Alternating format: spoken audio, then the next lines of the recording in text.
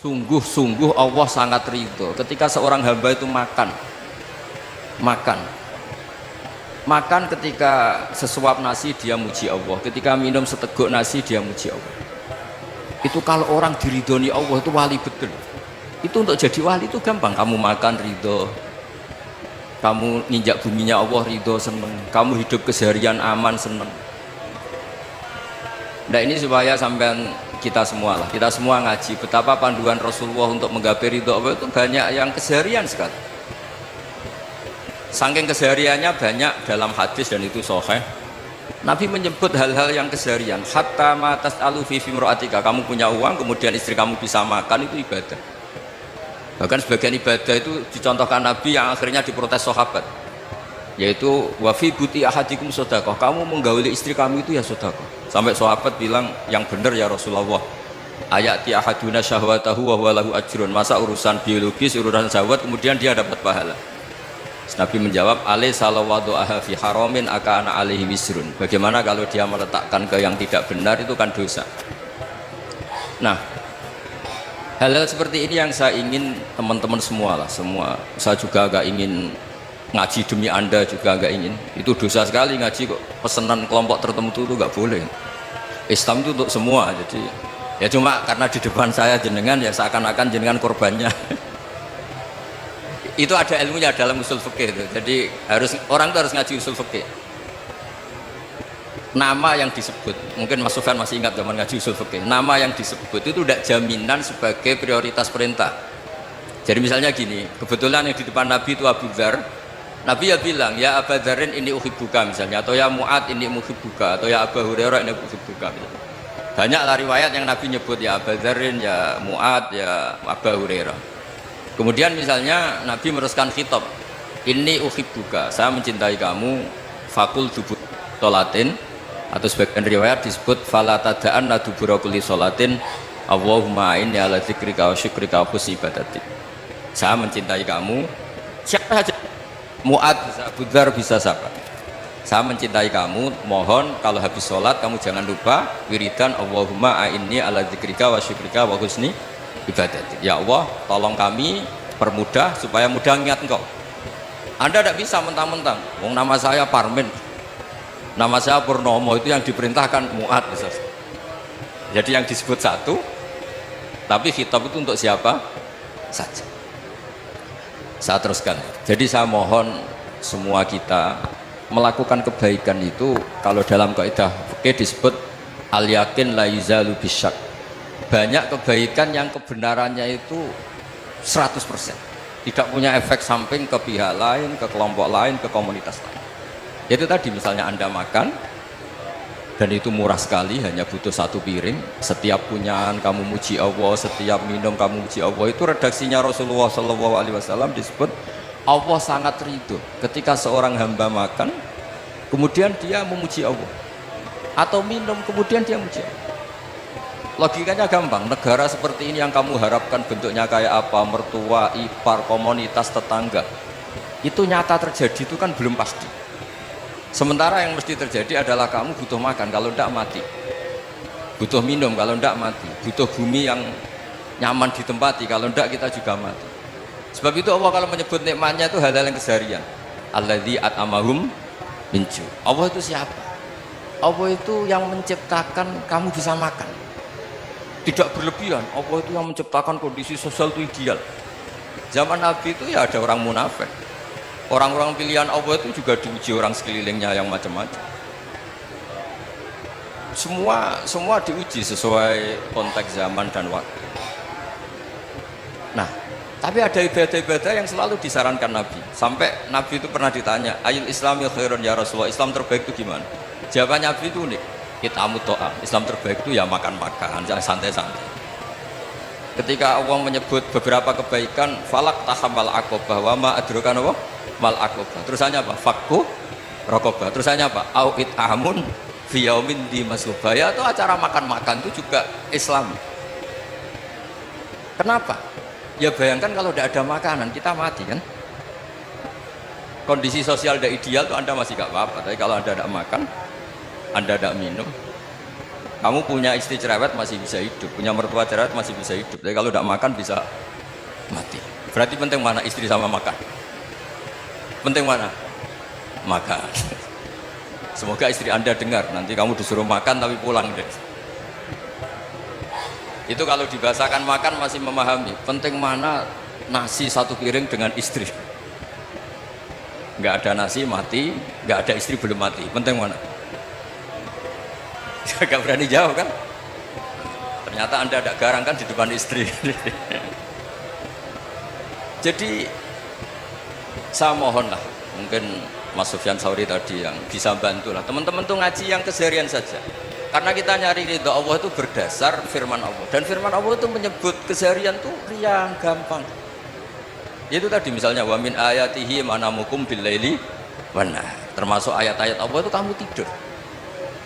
Maka dulu itu ada guyonan, ada tokoh Mu'tazilah, kelompok dalam Islam yang berpikir manusia itu bisa menentukan ikhtiarnya sendiri. Karena saya bisa duduk, ingin duduk, ingin berdiri, berdiri. Karena kelompok ini nggak terima kalau semua kehendak Allah, nanti bagaimana kalau semua kehendak Allah kok ada hisab ya, ada sanksi. Lucunya itu dia akhirnya, ini cerita ya, mencintai seorang perempuan cantik sekali. Dan itu dia menjadi ahli sunnah itu oleh hal-hal yang sepele.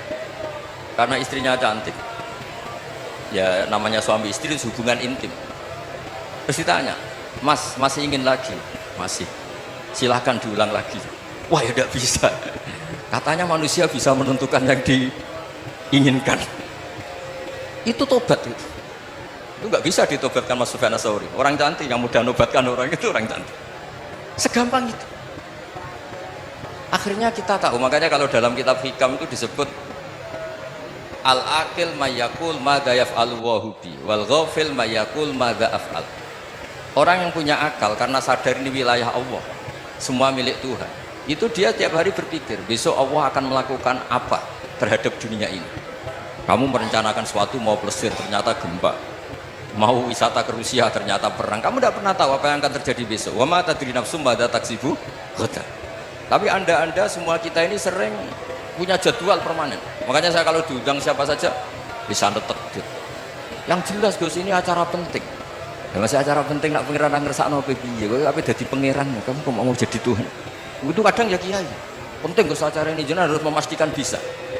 Loh, kamu itu yang ngajarin tauhid, sesuatu itu biadillah kok bilang-bilang apa pas? Pasti. Kalau saya terus tak tobatkan kamu kata saya itu. Ya kalau gitu Gus bilang insya Allah. Wah itu hati saya, fisik saya, roh saya sudah bilang insya Allah. Tidak usah kamu latih kata saya.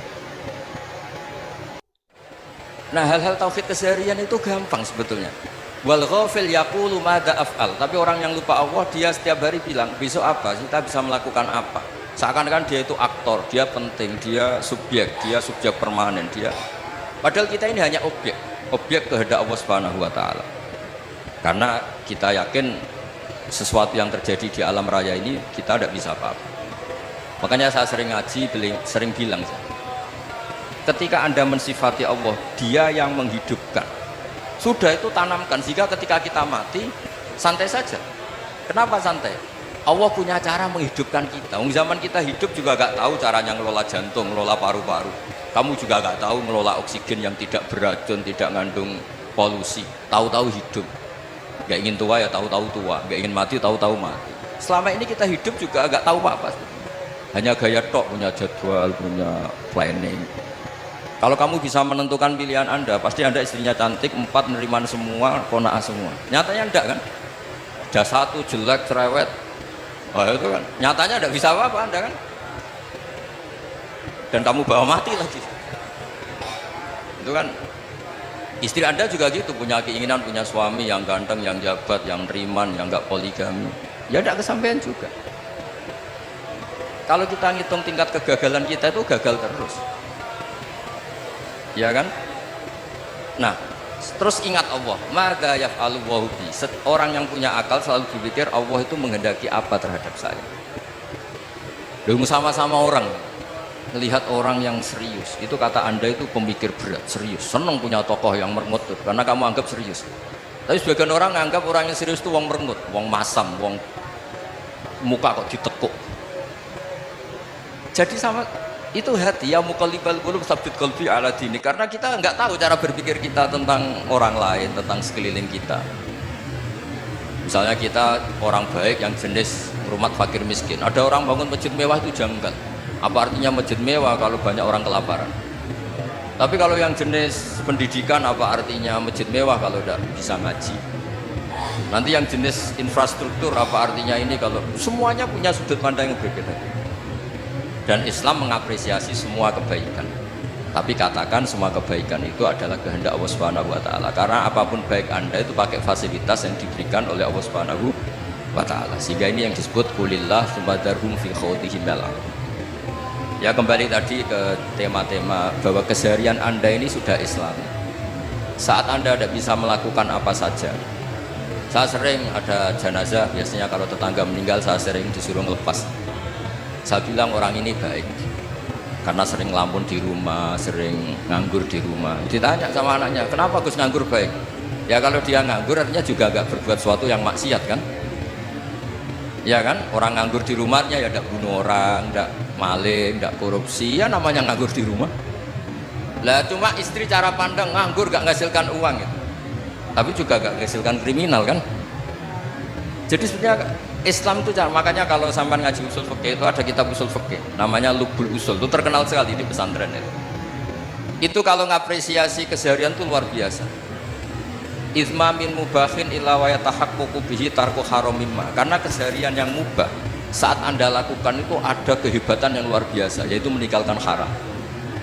Makanya dulu banyak orang-orang alim ketemu temannya itu guyon sampai semalaman. Itu biasanya yang semangat Islam itu kiai kok udah tahajud, kiai kok udah witir. Orang yang sedang mapan uangnya banyak, malam itu udah kelayaban itu sudah luar biasa. Melawan nafsu supaya tidak maksiat itu sudah luar biasa. Supaya lupa guyon sama temannya semalaman sampai subuh. Gejlok-gejlokan mengenang zaman miskin, zaman kuliah nggak jelas, zaman apa. Melihatnya jangan tarku tahajud. Seperti ini meninggalkan tahajud, tapi meninggalkannya ini talqul muharramat. Jadi kayak apa hebatnya? Sehingga Imam Ghazali punya riwayat yang agak unik. Hatta takuna ibadatu akhiri hadil ummah iku an-naum. Sehingga suatu saat ibadah terbaik umat ini itu tidur. Itu kan riwayat kontroversi. Ketika Imam Ghazali tanya, kenapa iya? Kenapa kamu mulai keluar dari rumah itu sudah banyak maksiat, melihat perempuan yang enggak mahram, melihat fenomena. Tapi kalau kamu tidur itu enggak melihat apa-apa. Tapi juga kamu jangan nganggap tidur itu ibadah betul. Saatnya melakukan fardhu ain malah masih tidur. Tapi itu sudut pandang yang menjadikan kita Islam itu gampang. Jadi saat Anda tidak bisa aktivitas apa-apa, misalnya ada beberapa orang yang lumpuh. Lumpuh itu memang nggak bisa Jumatan, nggak bisa ibadah, tapi dia juga nggak bisa maksiat. Tidur itu memang Anda saat itu tidak bisa tahajud, tidak bisa witir, tapi saat itu ada zina, ada maling, tidak gosipkan orang, tidak bully orang, tidak menanamkan kebencian, tidak hasud. Sehingga tidur menurut Allah Ta'ala wa min ayatihi manamukum billaili apa? Benar. Karena di tidur itu selain ada unsur istirahat, jaga stamina, juga ada unsur meninggalkan beberapa keburukan. Nah saya mohon ibadah yang keseharian ini kita jaga. Supaya kita semua baca ayat itu fasih. Fasih itu tertanam di hati. Allah itu siapa? Alladzi at'amahum min ju'i wa amanahum min khauf. Dan Allah kalau cerita di Quran itu anna sababnal ma'a sabba thumma syaqaqnal ardha wa syaqqa fa ambatna fiha habba wa inaba wa qadba wa zaituna wa nakhla wa hada'iqa hulba. Kamu tahu saya ini siapa, kata Allah? Saya ini adalah Tuhan yang menurunkan air, kemudian ada tanaman banyak, habba wa inaba wa qadba, ada zaitun, ada tin, kalau orang Jawa mungkin ada tela, ada padi, ada mangga, ada pisang. Sudah. Wa inaba wa zaituna wa nakhla wa hada'iqa hulba, ada perkebunan yang lebat. Tujuannya apa? Mata Allah, silahkan kamu pakai, kamu nikmati.